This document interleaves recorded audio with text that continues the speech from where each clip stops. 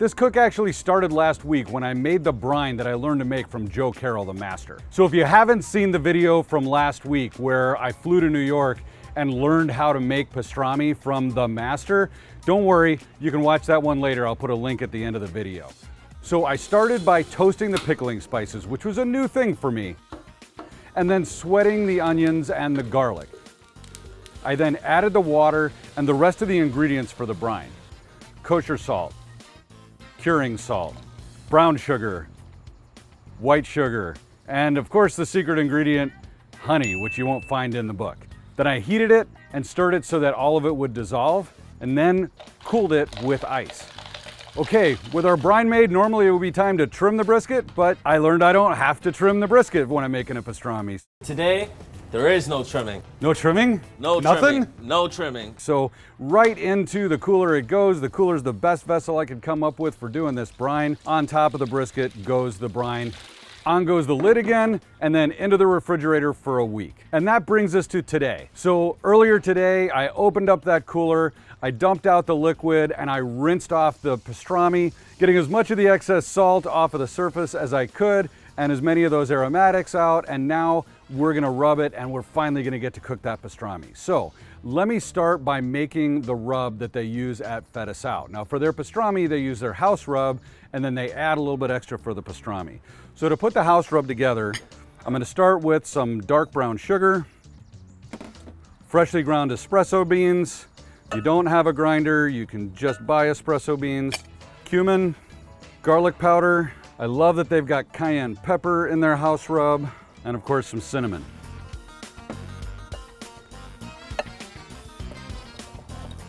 And then finally, we're gonna use some fresh ground pepper. I need to grind a 1/4 cup. This is gonna take forever. Al, what are you doing? You can use your new pepper cannon. Oh my God, check this out, guys. All right, this is the pepper cannon from Man Kitchen. They sent this to me. Check out how different this is. Now I can use fresh ground pepper. This has got to be what, 10 times the speed of using the regular pepper grinder. And finally, we'll mix our fresh ground pepper into here. Okay, now it wouldn't be pastrami without cracked black pepper and coriander seeds. Okay, cracking pepper and coriander is one of my favorite things as opposed to brisket trimming, which is of course my least favorite thing. So I'm gonna start with some cheesecloth here. I'm gonna put a little bit of coriander down. I'm gonna put a little black pepper down, and I'm gonna close it on the cheesecloth. And the only reason I'm using the cheesecloth is so this doesn't go everywhere when I crush it. Wait till you see how I crush it with a meat hammer.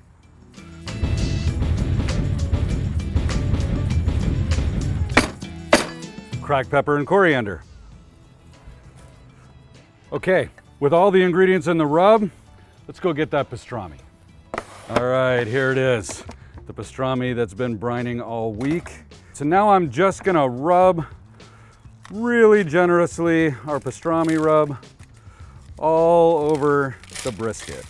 Now, if you've seen me make pastrami before, you know that I'd be letting this sit out for a while to come up to temperature and to absorb some of these flavors, but that's not how they did it when they taught me, so this is gonna go right into the smoker.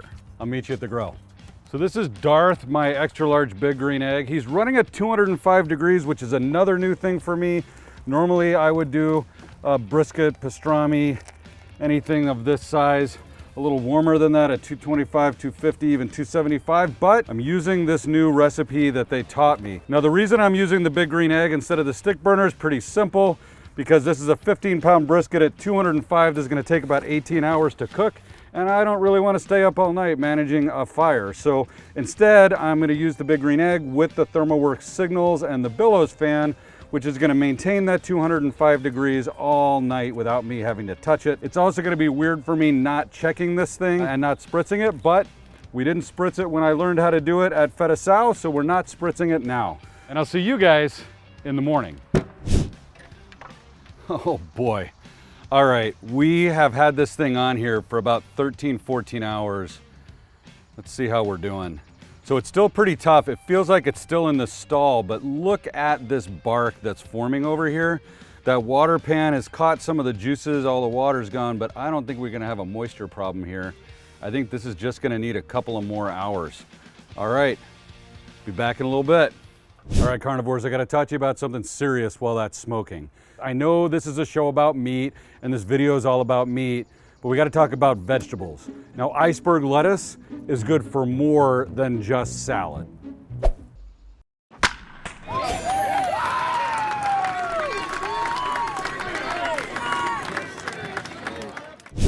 Luke, I'm your father. All right, oh, look at that. You can just see it jiggle. You know what's gonna be. Oh yeah. So what we're looking for is this to feel like we're going in and out of room temperature butter, and that's exactly what this feels like all the way across. So this is done after almost 20 hours of smoke. This thing's gonna be incredible. All right, I'm gonna move it over here, and we're just gonna let it rest over here for a little while. Resting is gonna let some of these juices absorb back into the meat. In about an hour, I'm gonna get to taste this. I'll be right back. Hey everybody, after 20 plus hours, most of it in this crazy 100-degree heat, Oh yeah. it's time to cut into this thing. Now, by the way, this is Tyler.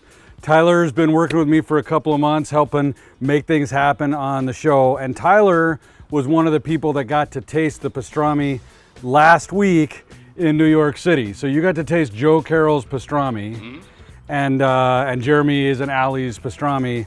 And so now your job is to tell them if I did it. Okay. Maybe I did it better than them. Yeah, No, possibly. probably not. All right. So let's start. So this is the slicing knife that we gave to Jeremy. Beautiful So Pastrami. yeah, it is. Cutting This is knife. the offset, so I can not bang my hand on the cutting board. All right. Well, it's going through it like butter. That's a good sign. All right. Let's get a couple slices off of here. Oh my God, this knife is going through this like butter. I mean, I know the knife is sharp, but look at this. Wow. All right, guys, look at this. Look how thick that piece is cut and how it just bends. We left the fat on like they said. We brined it the way that they said. We seasoned it. You didn't clean the smoker the same way that Jeremy does. I did but not climb into the smoker. You did That's not, right. but- All right, are we ready? I'm excited. All right, this one's for you. I'd say we got juicy. What do you guys think? All right, I'm gonna eat the piece with the fat on it because that's what Jeremy said was where the flavor was. You All going right. the other one? I'm going with the other one. All right, here we go. I think you nailed it. Yeah? Yeah, I think As you good nailed as it. Joe's? As good as Joe's? Yes, I think you're right. I mean, all right, the honey, not trimming the brisket, big difference. The way that we did the brine, using the barbecue rub and the peppercorns. Absolutely. Guys, I'm so excited. You guys got to try this. You still got to go to Feta Sal. And by the way, if you haven't seen that video where I learned how to make this, I'm going to put it right here. Make sure you watch that one next. We'll see you next time on Eat More Vegans.